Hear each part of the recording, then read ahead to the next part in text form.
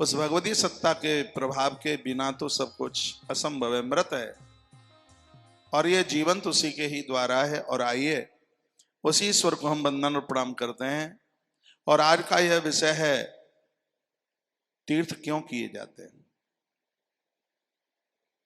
हम तीर्थों में क्यों जाते हैं। आज की युवान पीढ़ी यह प्रश्न कर सकती है, तीर्थ क्यों जाते हैं, तीर्थों में क्या मिलता है। ये चर्चा आज के इस प्रोग्राम में है। स्वयं भगवान कहते हैं कि एतत्ते कथितो देवी प्रभाव पापनाशन। संपूर्ण धरती पर किया गया जो अपराध है, तीर्थों में वो समाप्त होता है। चरण राम तीर्थ चल जाई, राम बसों तिनके मन माई। जिनके चरण तीर्थ यात्रा के लिए जाते हैं, भगवान भक्ति के सहित, वैराग्य के सहित उनके हृदय में वास करते हैं। तीर्थ का अर्थ है जो हमें तार दे, तीर्थ का अर्थ है जो हमें तार दे, हमें मुक्त कर दे, भवसागर से हमें पार कर दे, उसे तीर्थ कहते हैं। तीर्थ एक स्वच्छता का नाम है, तीर्थ एक पवित्रता का नाम है, तीर्थ एक आनंद का नाम है, तीर्थ एक भगवत स्तुति भगवत स्मरण का नाम है। सच यह है कि तीर्थ भगवान के घर का नाम है। जैसे लोग अपने रिश्तेदारों के यहाँ जाते हैं, वहां उनको बड़ा अच्छा लगता है, सकून लगता है, बढ़िया लगता है, उसी प्रकार से ये भक्त भी ईश्वर की देहली पर पहुंचता है तो उसको सकून मिलता है, उसको बढ़िया लगता है। और मेरी भाषा में इसको समझा जाए तो मैं तो ये कहता हूं, तीर्थ एक वर्कशॉप है। जैसे गाड़ी खराब होती है तो उसको वर्कशॉप ले जाते हैं, कारीगर मिस्त्री लोग उसको ठीक कर देते हैं। जब वो गाड़ी ठीक हो जाती है, फिर ड्राइवर या मालिक उसको अपने घर लेकर के आ जाता है। तो गृहस्थ में जब ये ज्यादा बोर होते हैं और ये शरीर, ये मशीनरी दिक्कत दे रही है, कभी किसी ने अपमान कर दिया है, कभी किसी ने कुछ कह दिया है, तो दिमाग खराब होता है, क्रोध आता है। ऐसी स्थिति में व्यक्ति जन महापुरुषों से जुड़ते हुए, ऐसे महापुरुष जो तीर्थों में बसेरा किए हुए हैं, मैंने पूर्व में भी बोला है कि रूट करके यदि कहीं जाना भी है, आप तीर्थों में जाइए। तीर्थों की बड़ी अपरंपार महिमा है। तीर्थ में किया गया पाप तो वज्र की तरह होता ही है, लेकिन तीर्थ में किया गया सत्कर्म भी तो अक्षय होता है। वो ऐसा अक्षय होता है कि उसके पुण्य ही समाप्त नहीं होते।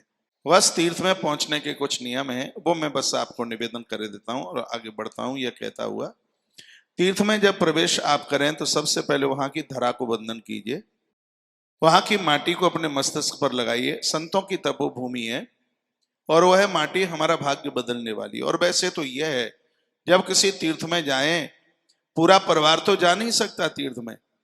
जब आप कभी जाते हैं तो वहां की धूल, वहां की मिट्टी, किसी मंदिर देवालय के आगे की धूल, उस मिट्टी को किसी में बांध करके लेके आइए और उस मिट्टी को आप अपने घर में लाकर अपने बच्चों के मस्तिष्क पर उसको आप लगाइए। एक वस्त्र में उसको बांधकर घर के प्रमुख दरवाजे के कहीं किनारे पर उसको रख दीजिएगा। आपके घर में जादू टोना टोटका और ऐसी उल्टी पुल्टी बातें, अलाए बलाए, वो सब चीजें आपके घर में प्रवेश नहीं कर पाएंगी। तीर्थों की महिमा में और भी ये तमाम बातें कही गई हैं। तीर्थ निश्चित रूप से हमारे अपराधों का तो नाश करते ही है, हमारे भाग्य को बदल देते हैं, एक शांति को जन्म देते हैं, शांति प्रकट होती है। तीर्थ की महिमा है। वहां महापुरुष है, उन महापुरुषों का दर्शन स्पर्श करने से भाग्य बदलता है। पहले लोग वृद्ध होते थे, बहुत ध्यान से सुनिएगा, पहले लोग वृद्ध होते थे तो तीर्थों की तरफ जाते थे। मनु जी महाराज को देखिए, आज व्यक्ति बूढ़ा होता है तो घर में फंसता है। जवानी में तो कुछ कर नहीं पाते हैं, जब बूढ़े होते हैं तब इनको लगता है कि बच्चों को इंद्र का पद दे दें, इतना इन्हें दे दें कि इनको कमाने की जरूरत ना पड़े। मैं 16 आना आपके पक्ष में हूं, मैं आपसे बड़ी प्रीति रखता हूं, मैं वानप्रस्थ जनों का बड़ा ख्याल रखता हूं। बच्चों के बीच में रहिए, सब ठीक है, बढ़िया है, आप उनकी हेल्प कीजिए, उनके मददगार बनिएगा। काम करने से कभी कोई बूढ़ा नहीं होता। लेकिन ये सब कुछ करते करते भगवत नाम उच्चारण, भगवदीय नाम, ऐसा कुछ आप जरूर करते रहिए। आज ही मैंने बोला है, नाम के साथ में ऐसा कोई काम आपके आसपास कोई संस्थान है, कोई मंदिर है, वहां जाइए, देखिए झाड़ू पोंछा आप करने को लायक है, उसमें कोई संकेत की बात नहीं है।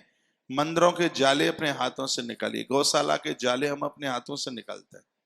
जब मेरी फेरी लगती है गौशाला में, तो मैं एक डंडे में झाड़ू बांधता हुआ और फिर उसको घुमाता हूं चारों तरफ। काम करने से कोई थकता है क्या? मुझे तो नहीं लगता। आप में ऐसे बहुत लोग हैं जो 20 सालों से, 50 सालों से जो भगवान का नाम ले रहे हैं, राम राम राम राम राम राम, और उनके ऐसे स्मरण में एक हर समय उनके मुख से राम तो निकलता ही है। 11 वर्ष तक, 11,000 वर्ष तक भगवान इस धरा पर रहे हैं। राम ने जो अद्भुत काम किए हैं, उस मार्गदर्शन को भी तो हम ले, वह भी तो हम करें। आप ऋषियों को सुनिए, महापुरुषों को सुनिए, उन संतों को सुनिए जो दे करके गए हैं। धरती की पूजा इसलिए होती है कि धरती ने हमें वनस्पति दी है, वृक्ष दिए हैं, पेड़ दिए हैं, नदियों ने हमें जल दिया है, आकाश ने हमें शब्द दिया, इसलिए सब पूजते हैं, सब वंदनीय है। कोई 60, 70, 80 साल जी करके जाए और वह समाज को, इस राष्ट्र को, इस प्रकृति को कुछ दे ना पाए, तो उसका जीवन तो बिल्कुल व्यर्थ है, किसी काम का नहीं है। तो आज के इस टॉपिक में मैं आप सबको निवेदन करना चाह रहा हूं, तीर्थ का मतलब है जो हमें मुक्त कर दे। तीर्थ का मतलब है जो संसार के व्यसनों से हमें दूर कर दे। तीर्थ का अर्थ है जो हमें आनंद से भर दे। इन तीर्थों में लोगों ने अपने धन का सदुपयोग करके मंदिर बनाए हैं, देवालय बनाए हैं, धर्मशालाएं बनाई हैं, लोगों को रहने के लिए आवास बनाया है, और वो एक खुश होकर के गए थे कि हम अपने जीवन से संतुष्ट हैं। जब जब यहां लोग आकर के रहेंगे, उनको छत मिलेगी, उनको भोजन मिलेगा, उनको अन्न मिलेगा। वो यह सब यह करके गए थे। आदमी क्या नहीं कर सकता, सब कुछ कर सकता है। कीजिएगा, इन सब चीजों में अपनी श्रद्धा रखिएगा। तीर्थ हमारा, मैं ये बात कई बार बोलूंगा और ये बोलता रहूंगा, तीर्थ हमारा कल्याण करते हैं। मैं युवान भाई बहन को कहना चाहूंगा, श्रवण कुमार को आप पढ़िए, जो एक डोली सजाकर अपने अंधे माता पिता को उसमें बिठाता है और संपूर्ण देश की वह तीर्थ यात्रा कराता है। आज उस श्रवण कुमार का नाम बड़ी पवित्रता के साथ में लिया जाता है। यदि माता पिता आपको तीर्थ जाने की कहें, ऐसा कोई सत्कर्म करने के लिए कहें, अब मना मत कीजिएगा, तभी तो आप पुत्र हैं। उसके लिए भले ही आपको कितनी भी मेहनत करनी पड़े, दिन रात एक करना पड़े, घर की बहुएं, घर के पुत्र कभी मना ना करें। और न अपने सासू ससुर को बोलिए, माँ जी कोई चिंता की बात नहीं है, मैं इनको बोलूंगी एक पैंट शर्ट कम यूज कर लेंगे, मैं एक साड़ी कम कर लूंगी, कोई दिक्कत की बात नहीं। आप अपने मन की बात बताइए, और हमें तो हर्ष होता है, हमें अति प्रसन्नता होती है जब आप अपने हृदय की बात हमें बताते हैं। और याद रखिएगा, जब माता पिता इन तीर्थों में जाते हैं तो उसका पुण्य उन पुत्रों को मिलता है जो स्वयं परेशानी झेलकर, रोकड़ निकाल करके और अपने माँ बाप जी के ऊपर खर्च कर देते हैं। उसका फल, उसका पुण्य आपको प्राप्त होता है। आइए मैं कुछ तीर्थों की महिमा आपके बीच में मैं रखता हूं। मां जगदम्बा और भगवान शंकर का बड़ा अद्भुत प्रसंग है। भगवान शंकर कहते हैं कि एतत्ते कथितो देवी प्रभाव पापनाशनम। हे देवी, मैं तुझे एक ऐसे तीर्थ की कथा सुनाता हूं जिसका नाम लेने से ही पाप जल जाते हैं। भगवती जगदम्बा कहती है, वो कौन सा तीर्थ है? कहा जहां बरकरार क्षिप्रा बह रही है बहुत सदियों से। कुंभ का महापर्व लगता है और ये अवंत का उज्जैनी जहां क्षिप्रा बह रही है, और इस बहुत बड़ा तीर्थ है देवी। इस तीर्थ का नाम है महाकाल वन। मया प्रोक्तम प्रसन्नेन स्नानम सुना। देखो कितनी अच्छी बात कही है। जब भी आप तीर्थ में जाते हैं तो प्रसन्न होकर के जाइए। भगवान महादेव स्वयं कह रहे हैं, हम तीर्थ में चले गए कोई बड़ी बात नहीं है, वहां लड़िए मत, वहां प्रसन्न रहिए, वहां झगड़िए मत। नहीं तो हमने देखा है पति पत्नी आते हैं, माँ बेटे आते हैं, लड़ जाते हैं, झगड़ जाते हैं। मैंने देखा एक बेटा इतना क्रोधी, माँ के ऊपर उसने इतनी जोर से थैला, उसमें लोटा रखा था, इतनी जोर से थैला फेंक करके मारा, बेचारी के यहाँ माथे के ऊपर गांठ सी निकल आई। अब आप यह बताइए कि उन पुत्रों को क्या मिलेगा? इससे बड़ा और क्या अपराध होगा? चाहे पति पत्नी के रूप में हो, चाहे आप माँ पुत्र के रूप में हो, चाहे आप भगनी भाई के रूप में है, कोई भी हो।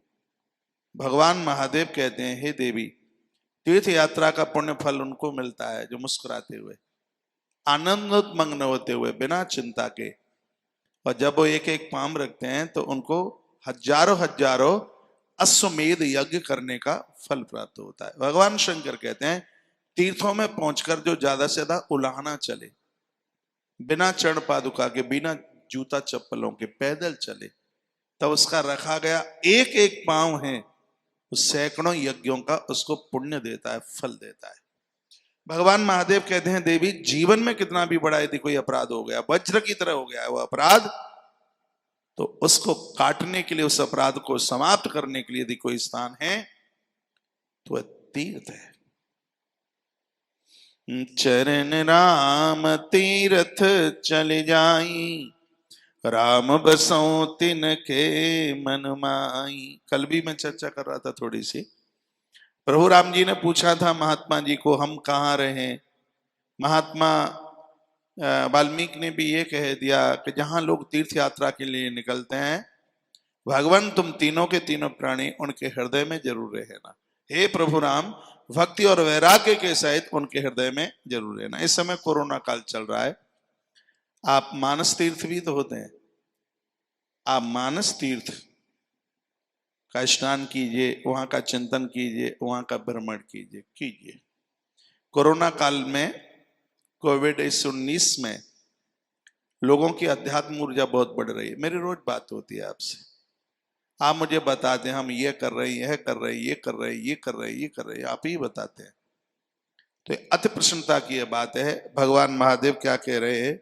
मया प्रोक्तम प्रसन्नेन स्थानम शृणु सनातनम, महाकाल वनम रम्यम स्वर्गाद सुकरम परम।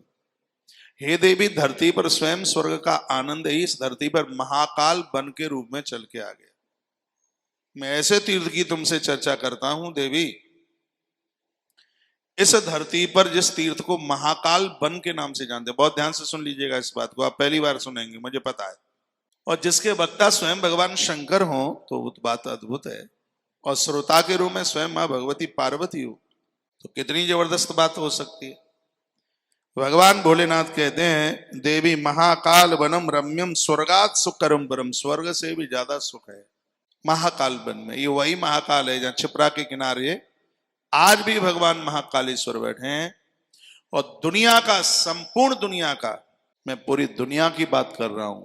क्या बात कर रहा हूं? जहां 84 महादेव स्वयंभू है, और स्कंद पुराण में उज्जैन के 84 महादेव का वर्णन है, और जगह मंदिर बनाए गए होंगे, लेकिन यहां पर स्वयंभू है। बहुत बड़ी बात है। 84 महादेव महाकाल वन में, जिनका इतिहास ग्रंथ में मिलता है, ये बनावटी बातें नहीं है। स्कंद पुराणांतर्गत अवंतिका धाम के महाकाल वन के 84 महादेवों का वर्णन किया है, और भगवान शंकर बड़े खुश होकर, ये मैं आपको इसलिए बोल रहा हूं,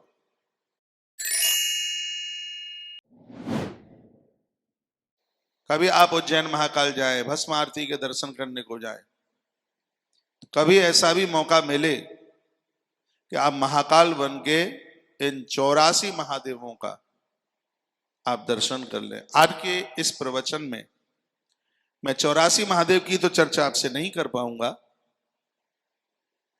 एक महादेव की चर्चा मैं आपसे जरूर करूंगा। महाकाल के अलावा और भी ऐसे महादेव हैं महाकाल वन में, जिनके लिए भगवान शंकर खुद क्या कहते हैं?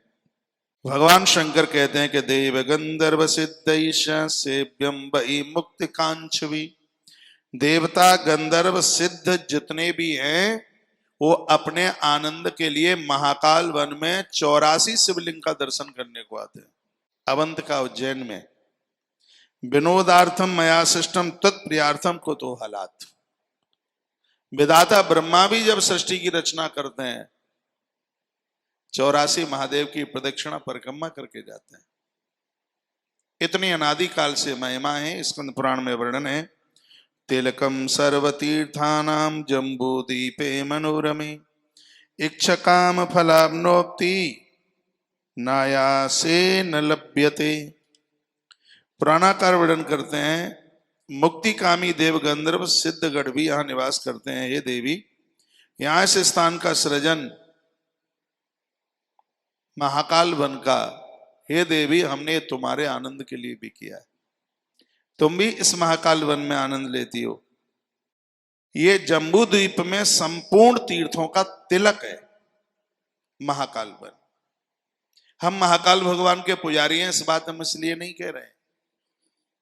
ये धरती के जितने भी जो तीर्थ हैं, कोई तो भगवान की नाक है, कोई भगवान का मस्तिष्क है, कोई तीर्थ भगवान का हृदय है, कोई तीर्थ भगवान की भुजा है, कोई तीर्थ भगवान के चरण हैं, कोई तीर्थ भगवान का मस्तिष्क है। जैसे बद्रीनाथ भगवान का मस्तिष्क है, गया जी भगवान के चरण है, नैमिष भगवान का हृदय है। उसी प्रकार से महाकाल वन ये भगवान का तिलक है, तिलक। आप समझ पा रहे हैं जो यहां से जो बोला जा रहा है? आ रही होगी बात समझ में? लिखा है तिलकम सर्व तीर्थानाम जम्बू द्वीपे मनोरमे। ये धरती के जितने भी तीर्थ हैं ना, महाकाल वन इन तीर्थों का तिलक है। संपूर्ण तीर्थ जैसे प्रयाग में जाते हैं, वैसे वह भी महाकाल वन में बने हुए 84 शिवलिंग का दर्शन करने को आते हैं। उनके लिए यहां बोला गया है कि जरा रोग भयरहीनम सर्व व्याधि विवर्जितनम सक्रा अग्नि अमरक्षोम बुभायो सोमेश सेविताम। संपूर्ण प्रकार की बीमारियां, जरा, बुढ़ापा, सर्व व्याधि जहां समाप्त होती है, ऐसे महाकाल वन में सक्र यानी इंद्र, अग्नि, स्वयं वायु देवता, चंद्रमा, ये सब देवता महाकाल वन में चल करके आते हैं। यह इसकी महिमा है। भगवान शंकर कहते हैं देवता यहां विश्राम करने को आते हैं। स्वर्गे प्रमुदिता देवा तेप कांचंत सर्वदा। हमेशा हमेशा से यह देवता महाकाल वन में विश्राम करने को आते हैं। महिमा है इस जगह की। असंख्य फलम त्यक्षया चया गतिशः येन संवेश तथा वान्य चिंता स्थिर निर्वाभवी क्षेत्रस्य च गुणान वक्तुम देव दानव मानवई न शक्यते प्रयत्ना च स्वयं यस्त्रस्तो यम।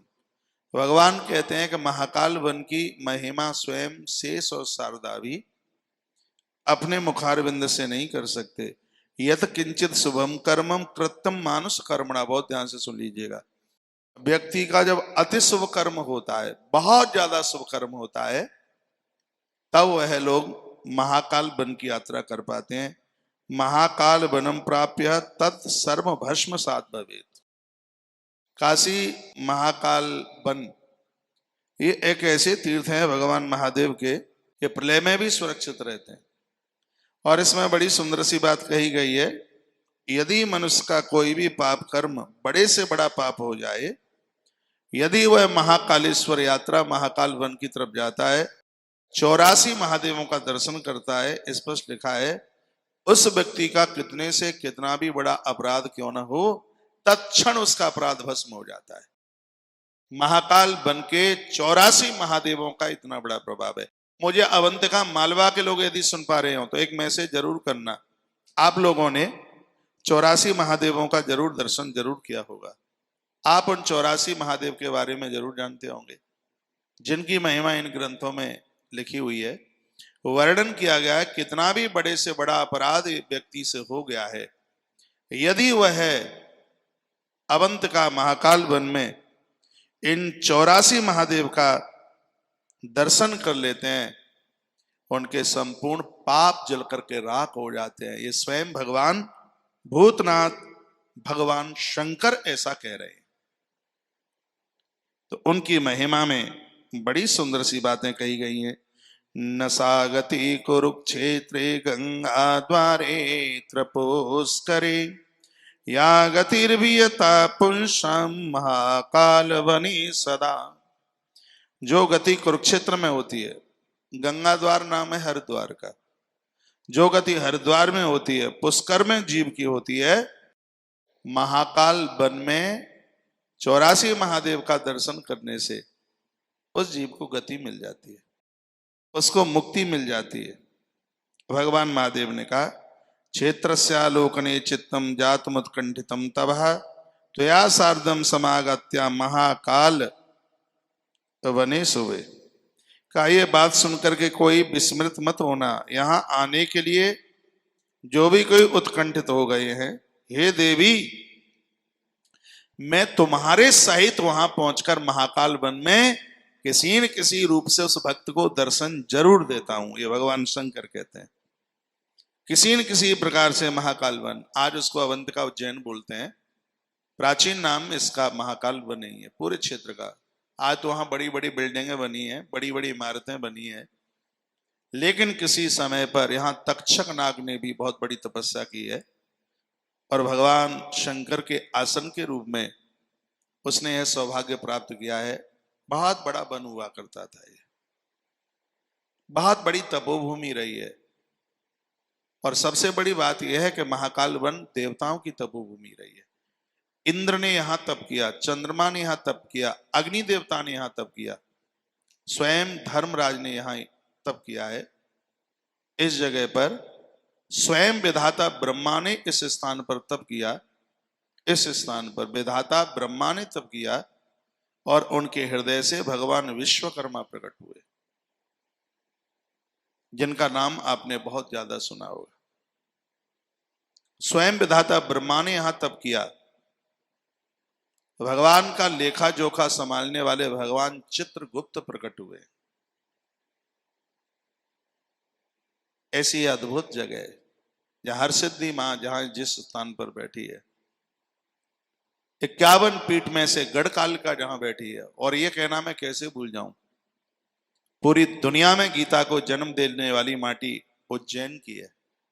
भगवान श्री कृष्ण 64 दिन इस स्थान पर रहे, मां क्षिप्रा का जल पिया है। गुरुदेव सांदीपन के यहां रह के महाकाल का पूजन करके इन 84 महादेवों की परिक्रमा भगवान कृष्ण ने की है। नंद बाबा और माता यशोदा ने 84 महादेव की प्रदक्षिणा परिक्रमा की है। भगवान शंकर ऐसे पवित्र स्थान के लिए क्या कह रहे हैं। और देखिए, मैं ज्यादातर ऐसे इस रात्रि के प्रोग्राम में वह बात लेकर आपके बीच में आता हूं जिसकी जानकारी सबको नहीं होती, और मुझे वही तो बताना है जिसकी जानकारी सबको हो जाए। हमारी इस भारतीय धरा पर ऐसे ऐसे तीर्थ हैं जो गुप्त छिपे हुए हैं और लोगों को उसकी जानकारी है नहीं, लेकिन हमारे ग्रंथों में हर तीर्थ का वर्णन किया है। यदि वीडियो आपको अच्छी लगी है तो इसको लाइक कीजिए और इसको आगे शेयर भी कीजिए। तुलसी तपोवन यूट्यूब चैनल को यदि आप पहली बार सुन रहे हैं तो इसको आप सब्सक्राइब करना और बेल आइकॉन दबाना आप न भूलें। इन्हीं शब्दों के साथ जय श्री कृष्ण, जय श्री राम, जय गौ माता, जय राधे श्याम। आपका दिन और आपकी रात्रि अतमे मंगल में हो।